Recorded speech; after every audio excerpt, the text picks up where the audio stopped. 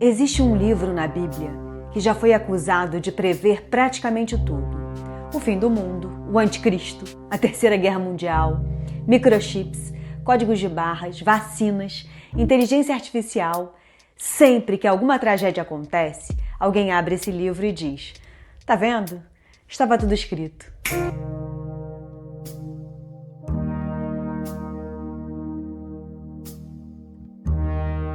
Arquivos ocultos da Bíblia. Toda a verdade deixa pistas. Arquivo 001. Status: reaberto, confidencial. O curioso é que as pessoas dizem isso há quase 2000 anos. Engraçado. O mundo acabou dezenas de vezes e até agora a gente continua aqui. Então, talvez o problema não seja o livro. Talvez seja a nossa investigação. Mas existe uma pergunta que quase ninguém faz. Quem escreveu esse livro? Porque antes de investigar o documento, você investiga a testemunha. A única coisa que sabemos é que esse homem dizia estar na ilha de Patmos por causa da palavra de Deus e do testemunho de Jesus. Ele está isolado, longe das igrejas, longe da normalidade, e foi dali que ele escreveu. Só que essa não era uma carta qualquer. Ele dizia ter visto um dragão vermelho, 2 bestas, mortos voltando à vida, uma prostituta montada num monstro, estrelas caindo, um lago de fogo e um cordeiro diante do trono do universo. Se alguém publicasse isso hoje, provavelmente seria chamado de conspiracionista. Durante quase 2000 anos, milhares de pessoas tentaram descobrir quem era a besta, quem era o 666, quem era o falso profeta, quando seria o fim. Mas quanto mais eu pesquisava, mais estranho tudo isso ficava. Porque boa parte dessas discussões simplesmente não começa pelo lugar certo. Imagina que a polícia encontra uma carta numa cena de crime. Antes de tentar decifrar o que ela significa, qual é a primeira pergunta que o investigador faria? Ela perguntaria: para quem essa carta foi escrita? Porque uma carta só pode ser entendida quando você conhece quem a recebeu. Espera. João não escreveu esse livro para mim, nem para você. Ele escreveu para 7 igrejas que realmente existiam. Então, surgiu a primeira grande pergunta dessa investigação. Se aquelas pessoas estavam com medo, por que João resolveu mandar uma carta cheia de monstros? Isso parece consolo ou parece um pesadelo? Foi exatamente essa pergunta que reabriu esse arquivo. Porque se a resposta dessa pergunta estiver errada, talvez a gente tenha entendido errado o livro inteiro.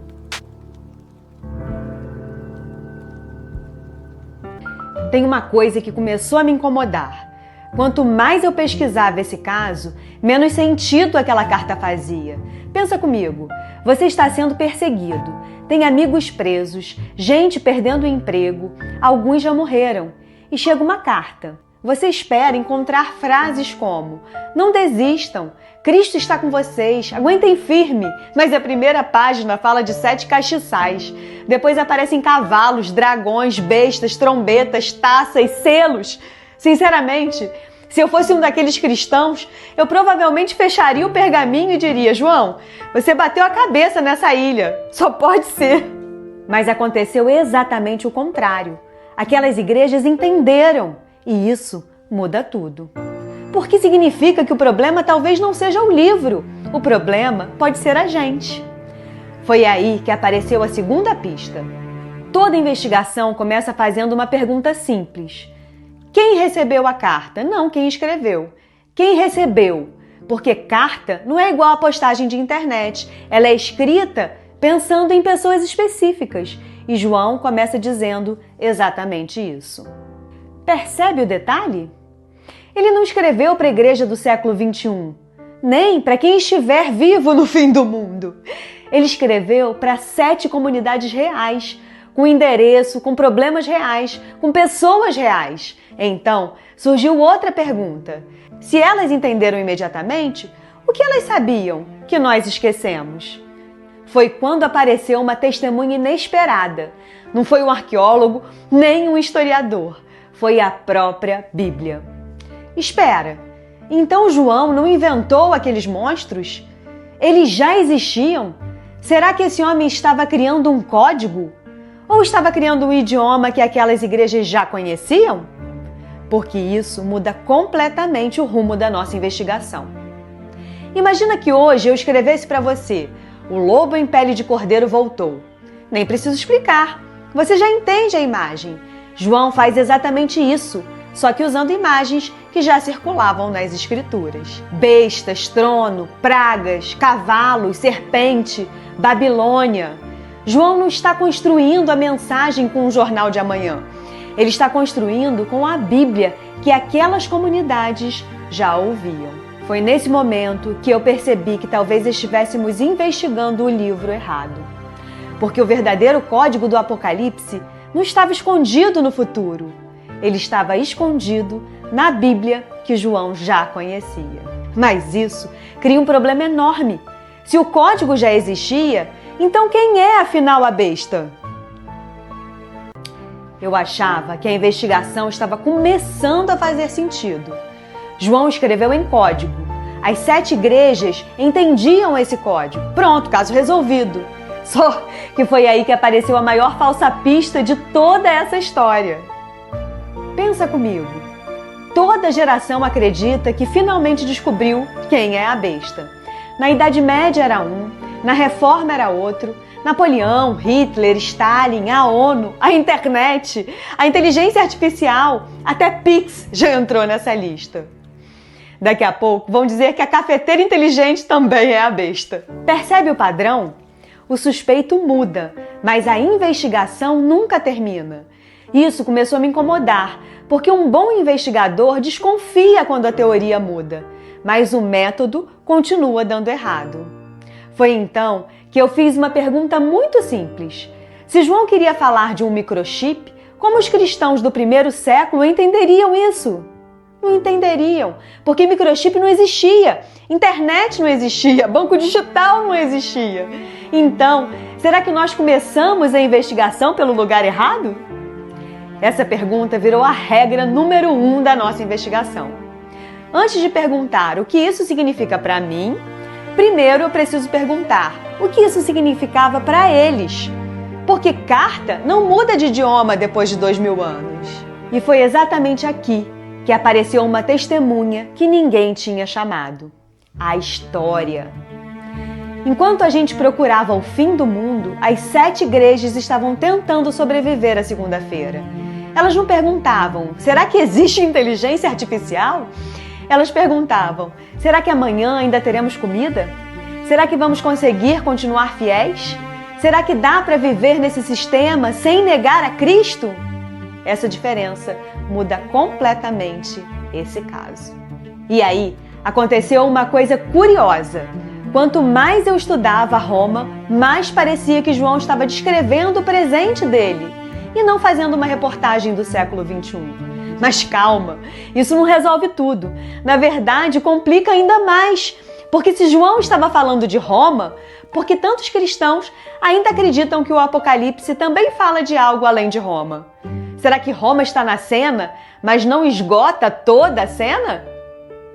Foi aí que a investigação entrou na parte mais perigosa.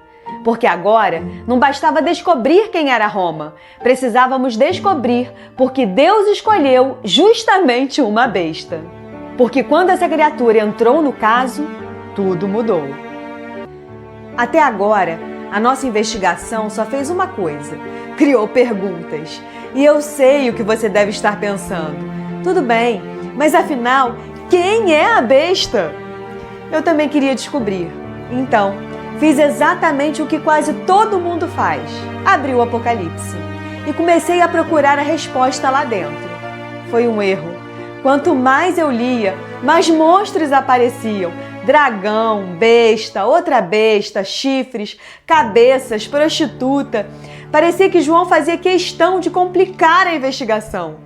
Até que eu parei de procurar respostas e comecei a procurar referências. Foi aí que apareceu a primeira testemunha: Daniel. O mesmo Daniel da Cova dos Leões. E eu pensei, o que esse homem pode ter a ver com o Apocalipse? Continuei lendo e encontrei uma coincidência muito estranha. Daniel também fala de bestas. Na mesma hora pensei, não pode ser coincidência, então resolvi continuar lendo.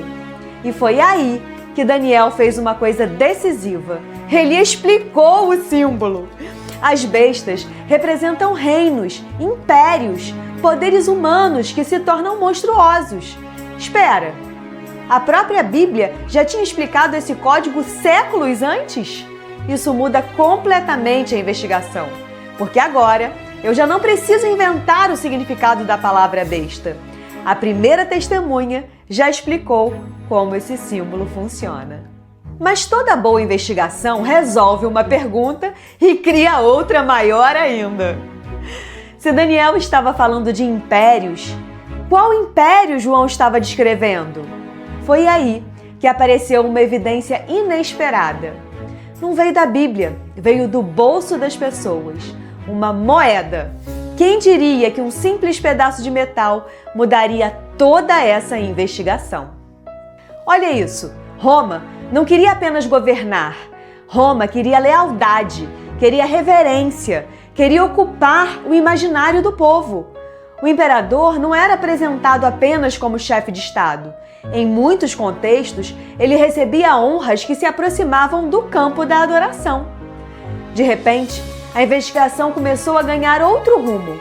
Talvez João não estivesse escrevendo um livro sobre monstros. Talvez ele estivesse arrancando a máscara do maior império do mundo, mostrando que por trás do poder político existia uma batalha espiritual. Mas ainda havia um problema. João não fala de apenas uma besta, ele fala de duas.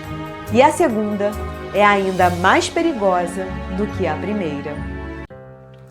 Até aqui, a investigação nos levou a uma conclusão importante.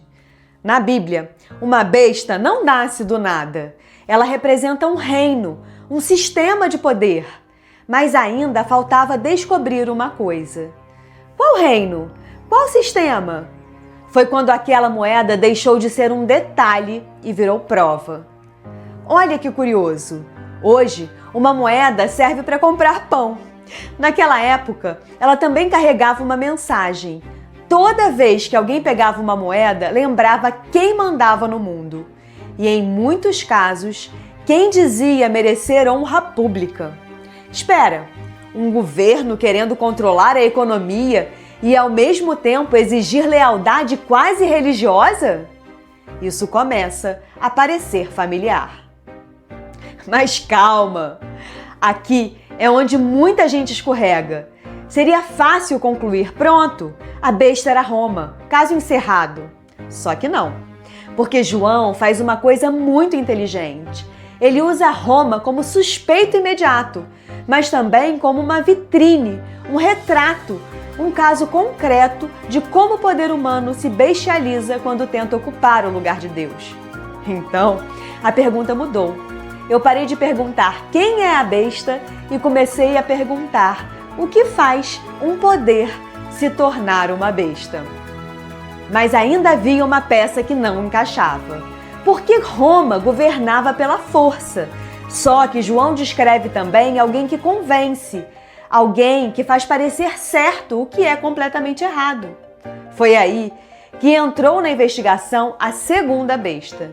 E eu confesso, essa talvez seja a personagem mais perigosa de todo o livro, porque quase ninguém percebe quando ela chega. A primeira besta domina, a segunda legitima. A primeira exige lealdade, a segunda faz essa lealdade parecer normal, espiritual, necessária, até piedosa. Ela convence, engana, produz sinais, constrói narrativas, mas não para aí. Ela também empurra as pessoas para uma estrutura de coerção. Quem não se curva, paga um preço. E é aqui que entra a famosa marca da besta, talvez uma das passagens mais maltratadas de todo esse livro. A marca nunca aparece como um truque mágico. Ela aparece ligada à adoração, à lealdade, ao pertencimento.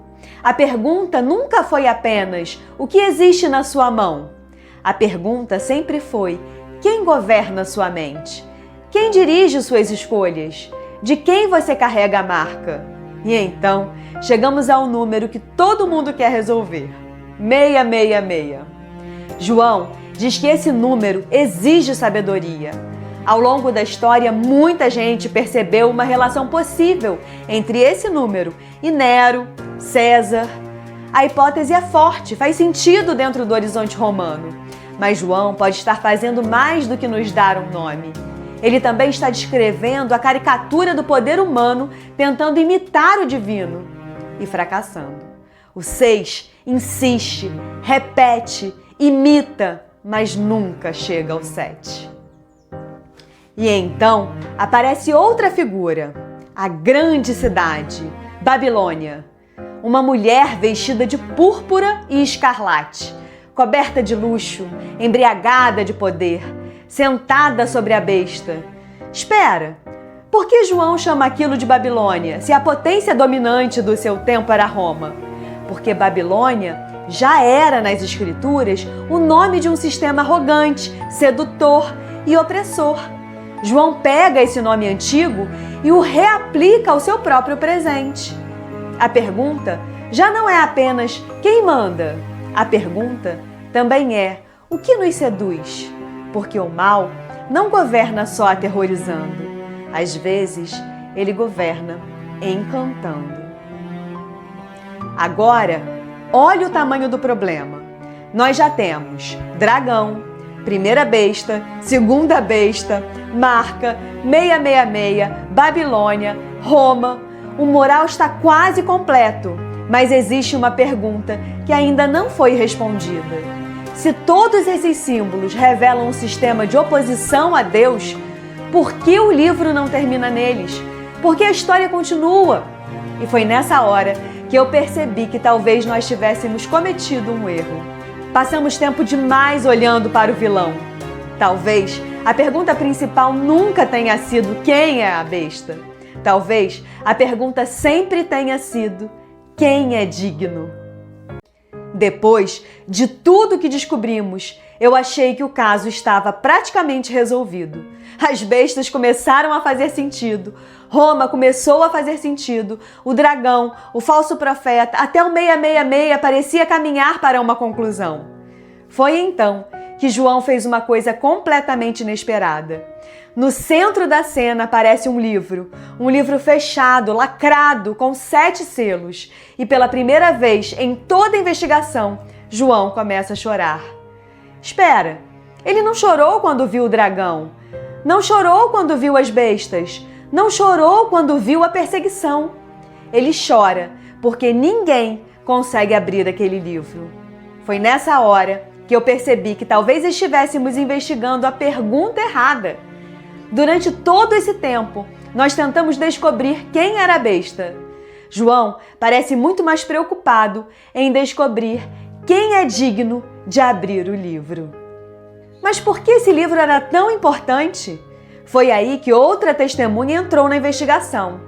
E essa eu realmente não esperava. Ruth! Sim, Ruth! Na história dela, Boaz aparece como Goel, o parente resgatador. Ele podia agir porque reunia as condições exigidas pela lei. Era parente próximo, tinha o direito de resgatar, estava disposto a pagar o preço e podia recuperar a herança que aquela família estava prestes a perder. Foi então que um fio começou a ligar Ruth ao Apocalipse, porque Jesus fez em escala eterna aquilo que Boaz fez naquela família. Para ser nosso resgatador, ele se tornou nosso parente, assumiu a nossa humanidade, entrou na nossa história. Boaz pagou o preço exigido pelo resgate. Jesus pagou o preço definitivo com seu próprio sangue. Boaz recuperou uma herança terrena. Jesus veio recuperar a herança que o pecado havia roubado. E havia ainda uma última pista. Ruth era estrangeira, estava do lado de fora, mas por meio do resgate foi recebida dentro da família de Deus. Assim como nós Nós também estávamos de fora, longe, sem direito à herança, mas o verdadeiro resgatador pagou o preço e nos trouxe para dentro. Não como visitantes, como família. Boaz resgatou uma casa. Jesus resgata toda a tribo, língua, povo e nação. Boaz preservou uma linhagem que chegaria ao rei Davi.